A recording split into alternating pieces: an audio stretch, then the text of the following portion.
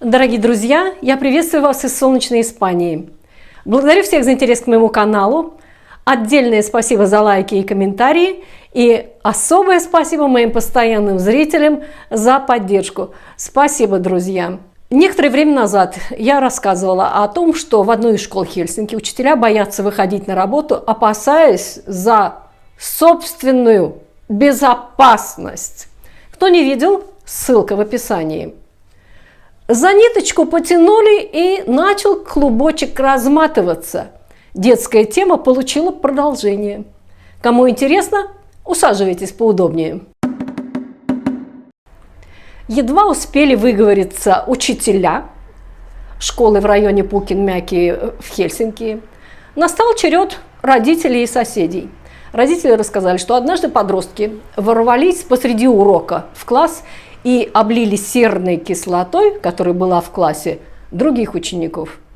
В другой раз группа подростков сорвала урок, который проводил замещающий педагог. И, уходя, они забрали с собой телефон и бумажник учителя. У учеников отнимают в школе телефоны и другие ценные вещи. На вешалке ничего нельзя оставить, все будет украдено. Ситуация невыносима, говорят родители. Имена хулиганов известны школьникам, но они молчат, опасаясь насилия. Учителя и родители считают, что директриса отстранилась и предпочитает не вмешиваться даже в серьезных случаях.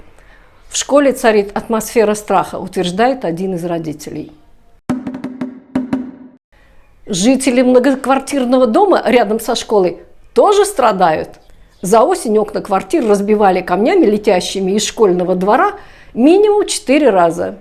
Если соседи пытались возмущаться, в ответ неслась площадная брань. Из-за разбитых окон жильцы 4 вызывали полицию, но поиски злоумышленников не увенчались успехом. Дом стоит около школы, и из окон хорошо виден школьный двор и сама школа. На переменах творится невообразимое. Ученики буквально ходят на головах, а учителя, похоже, не имеют над ними никакого контроля. Драки можно видеть ежедневно, говорит житель дома. Жители неоднократно обращались к директрисе школы, но безрезультатно.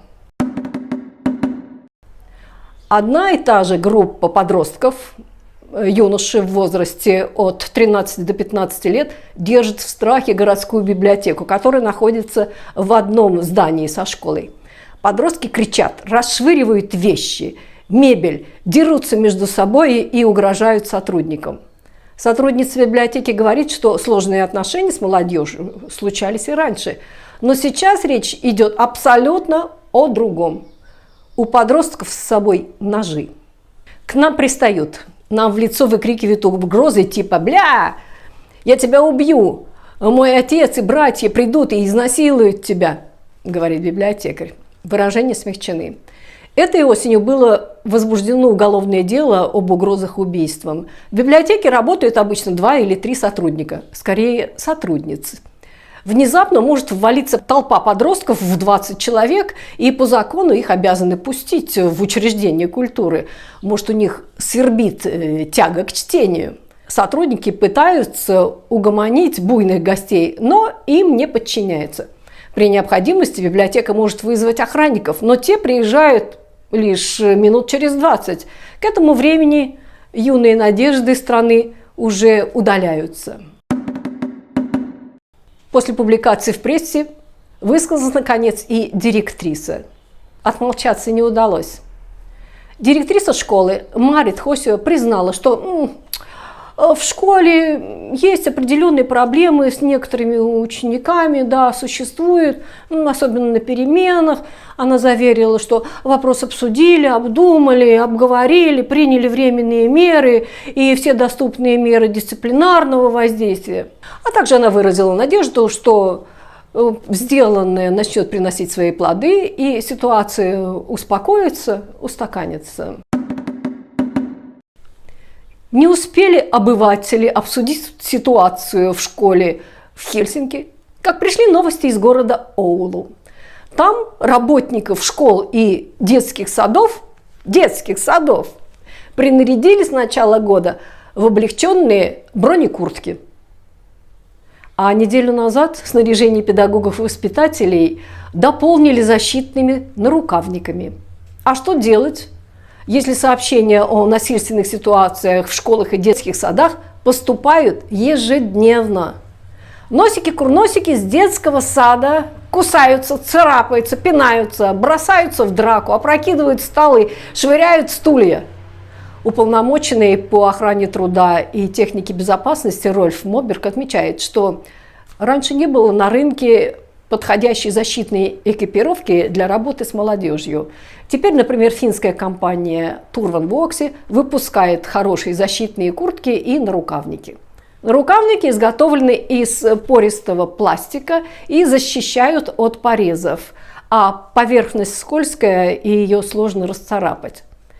Бронекуртки стоят около 300 евро за штуку, а защитные нарукавники около 140 евро пара. Профсоюз работников образования провел опрос, согласно которому почти 80% респондентов из муниципального сектора считают, что последние 3 года уровень насилия возрос. Моберг видит, по крайней мере, одно объяснение. Дети не терпят разочарований и не умеют управлять своими эмоциями. Было бы полезно, если бы ребенок мог расти среди сверстников или иметь братьев и сестер. Многие дети растут единственными в семье, получают все внимание, а социальные навыки начинают приобретать только в дошкольных учреждениях. За год в полицию поступило около 9000 сообщений о преступлениях в образовательных учреждениях. Чаще всего это избиение. Это четверть всех заявлений. Воровство 18,4%. В учебных заведениях преступность, как правило, чаще всего встречается в столичном регионе, городах и прилегающих к ним сельских районах. Наименьшее количество регистраций зафиксировано в провинциальных центрах и муниципальных сельских малонаселенных районах. Среди крупных городов Финляндии больше всего школьных преступлений совершается в городе Ванта. Сюрприз! Меньше всего в Йоэнсу. Насилие, с которым сталкиваются учителя, возросло до тревожного уровня. Многие учителя задумываются о смене профессии. Школа стала опасной не только для учителей, но и для учеников. По данным исследований, 4 или 5% школьников носят с собой ножи. Общий рост преступности среди несовершеннолетних заметен и в школах. Если к этому добавить, что результаты тестов ПИСА у финских школьников резко упали, то состояние финской школьной системы вызывает большую тревогу. Кстати, лучшие результаты ПИСА в 2022 году показали эстонские школьники. Я бы не стала отделять проблемы школы от проблем общества, ведь это все взаимосвязано. Финляндия явно переживает системный кризис.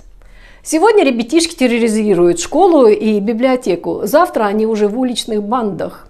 Казалось бы, несколько лет назад банды разогнали. А нет, опять в Хельсинки десятки банд, и уже открытым текстом говорят, в банды сбивается молодежь иммигрантского происхождения. Что будет дальше, можно не гадать. Достаточно посмотреть на опыт Швеции. У меня есть несколько видео о Швеции. И, к сожалению, опыт шведов не дает оснований для оптимизма. Скажу несколько слов о том, как финны отпраздновали в Испании День независимости Финляндии. Здесь, на южном берегу Испании, зиму проводят около 20 или 30 тысяч финнов. И каждый год праздник устраивает диаспора какого-либо из городов побережья. В этом году праздник был в Бенальмадене. Зал Дома культуры был полон. После праздничных речей был небольшой самодеятельный концерт. И завершился праздник исполнением гимна Финляндии. А на этом, дорогие друзья, я с вами прощаюсь. Благодарю за внимание и до новых встреч. Всем пока!